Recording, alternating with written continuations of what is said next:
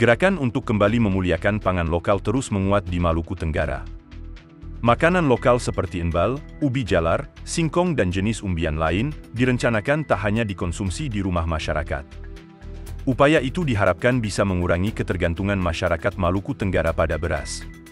Pelaksana tugas Kepala Dinas Ketahanan Pangan Maluku Tenggara, Seles Ngamelubun mengatakan, dalam upaya membangun ketersediaan pangan bagi masyarakat, dipandang perlu menggalakkan diversifikasi pangan melalui upaya penyediaan pangan yang beragam untuk memenuhi permintaan. Diversifikasi pangan juga berorientasi sumber daya lokal, artinya memenuhi kebutuhan pangan beragam diutamakan dari produksi lokal, sekaligus dapat memberikan kontribusi mengendalikan inflasi di Maluku Tenggara. Apa dan bagaimana strategi Dinas Ketahanan Pangan memuliakan pangan lokal di Maluku Tenggara?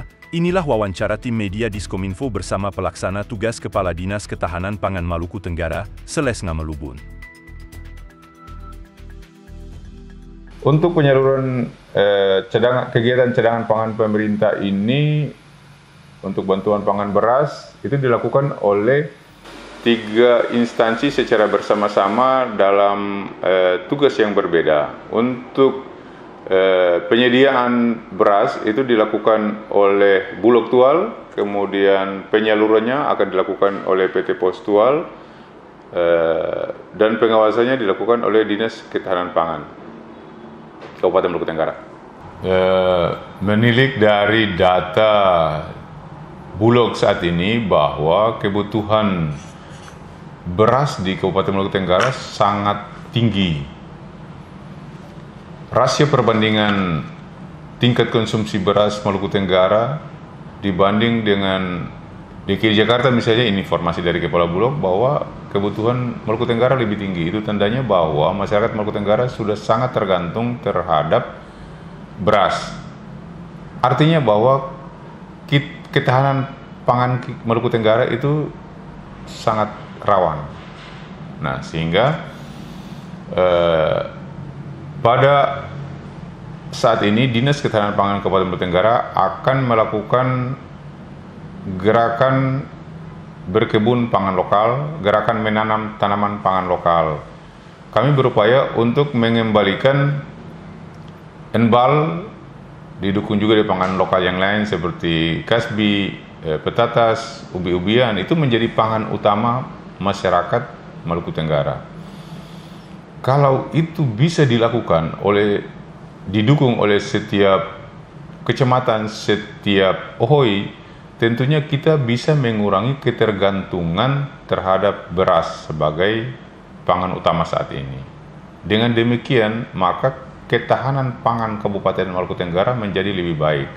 Tentu bahwa kita tidak bisa menggeneralisir orang untuk mengkonsumsi pangan lokal. Pasti ada juga keluarga-keluarga yang selalu ingin mengkonsumsi beras sebagai pangan utama. Tetapi baiknya bahwa mayoritas penduduk Kabupaten Maluku Tenggara, terutama mereka yang ada di ohoi-ohoi, itu dapat mengkonsumsi pangan lokal. Karena sebetulnya kebutuhannya kan karbohidrat.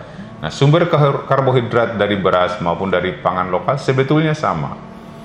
Kami juga berencana untuk akan melakukan pelatihan-pelatihan di ohoi-ohoi bagaimana cara mengolah pangan lokal ini menjadi makanan yang enak, yang disukai oleh keluarga-keluarga, sehingga hidangan di meja makan keluarga-keluarga di Maluku Tenggara, terutama di ohoi-ohoi, itu menjadi berkualitas, enak dan disukai, terutama oleh anak-anak, sehingga ke depan itu generasi muda Kabupaten Maluku Tenggara suka untuk mengkonsumsi pangan lokal dari masing-masing kebun di setiap keluarga. Ya, untuk gerakan ini kami sudah dalam tahap melakukan persiapan gerakan pencanangan. Di bulan Agustus akan kami lakukan kegiatan pencanangan gerakan menanam kebun pangan lokal di Kabupaten Maluku Tenggara di Ohoi Reval. Kami sudah menyiapkan lahannya, sekarang sudah bersih, sudah siap, sudah dibuat kumin untuk penanaman embalnya. Ohoi juga sudah siap. Tinggal kami koordinasi lagi untuk tanggal acara pencanangan.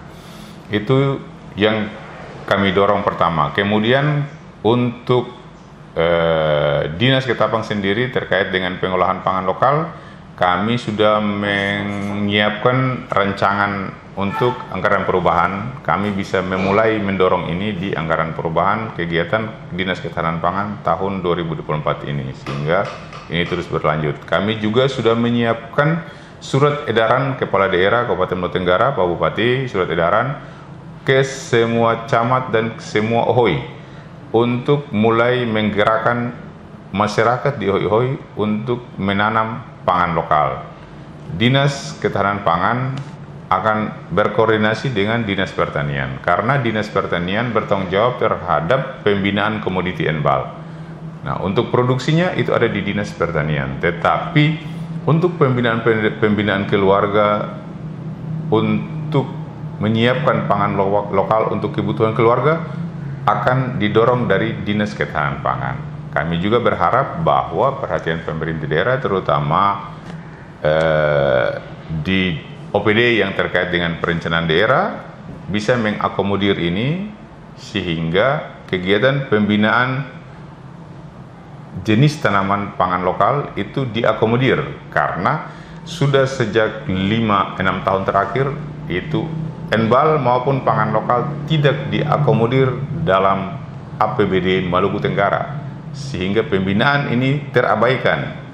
Nah, mudah-mudahan perhatian pemerintah daerah terhadap pangan lokal kembali digalakan, sehingga kita bisa mengurangi ketergantungan pangan kita terhadap beras. Ya, untuk lahan yang disiapkan sekarang untuk kegiatan pencenangan nanti kurang lebih 2 hektar disiapkan di Ohoi, Revav yang sudah siap. Untuk kebutuhan bibitnya kami masih berkoordinasi untuk penyiapan bibit, karena dalam memperoleh bibit enbal maupun kasbi saja saat ini itu sulit, karena banyak ohoi tidak lagi menanam enbal dan menanam kasbi, sehingga itu yang harus direncanakan dengan matang. Kami sudah berencana untuk membuat kebun bibit enbal, sehingga ketika bisa kita bayangkan bahwa bila semua ohoi mulai menggerakkan menanam enbal, tentunya tidak ada bibit. Kita rawan untuk membawa bibit dari luar Maluku Tenggara karena resiko-resiko untuk kegagalan, karena kekeringan dan lain-lain. Nah, baiknya kita menyiapkan kebun bibit mulai dari sekarang, sehingga ketika kebun di ohoi-ohoi atau kecamatan mana yang siap itu bisa disuplai dalam jumlah yang banyak. Kemarin di Ohoi Fan sudah saya mintakan ke Kepala Ohoi untuk yang menerima bantuan, baiknya mereka yang sudah diverifikasi mulai membuat kebun enbal, membuat kebun petates, membuat kebun kasbi, baru dikasih bantuan berasnya.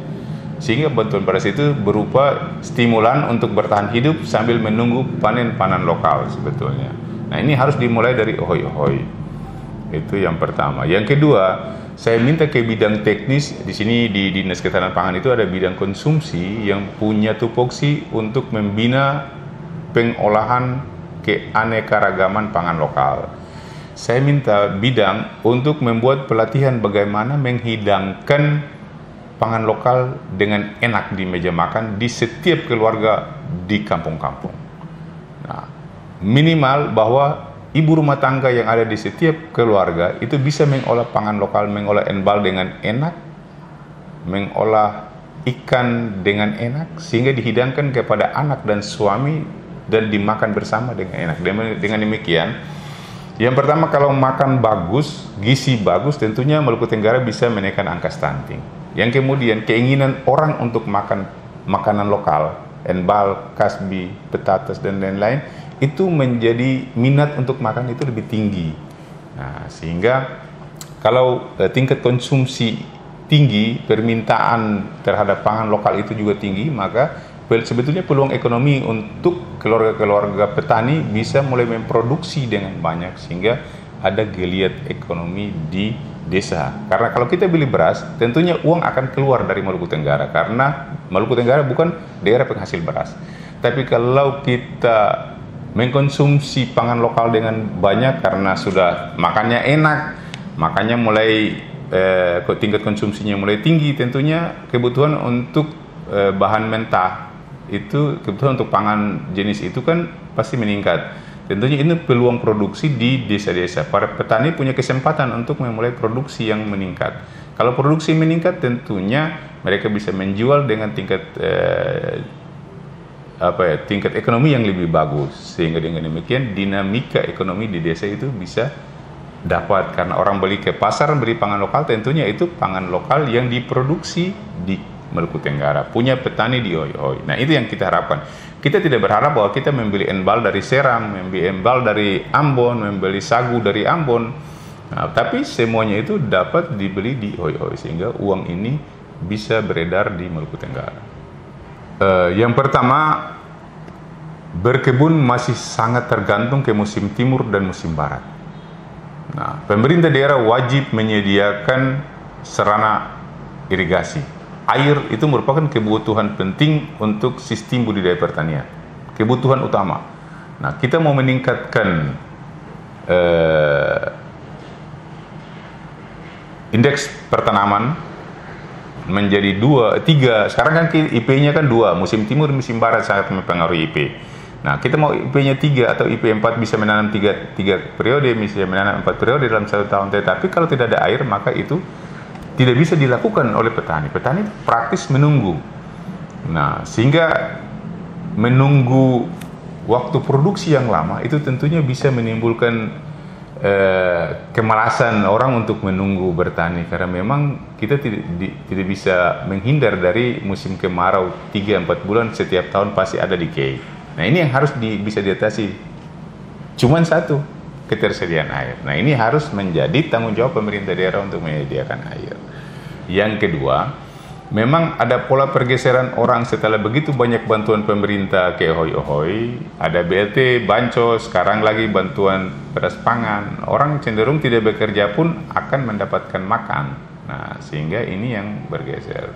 Kemudian ada juga sedikit faktor konsumsi pangan, dalam hal ini konsumsi beras, dianggap oleh masyarakat bahwa nilai tingkat ekonomi mereka itu bagus, mereka naik kelas. Nah, seakan bahwa konsumsi pangan lokal itu orang rendahan, orang tidak dianggap dan lain-lain. Nah, sehingga orang cenderung bergeser. Ini juga sebetulnya bermula dari tahun 70-an 80-an yang makan beras itu hanya orang polisi, tentara, orang kantoran, guru, yang dimana saat itu merupakan orang-orang penting di kampung. Nah, itu yang cuman bisa makan nasi, yang makan enbal itu petani.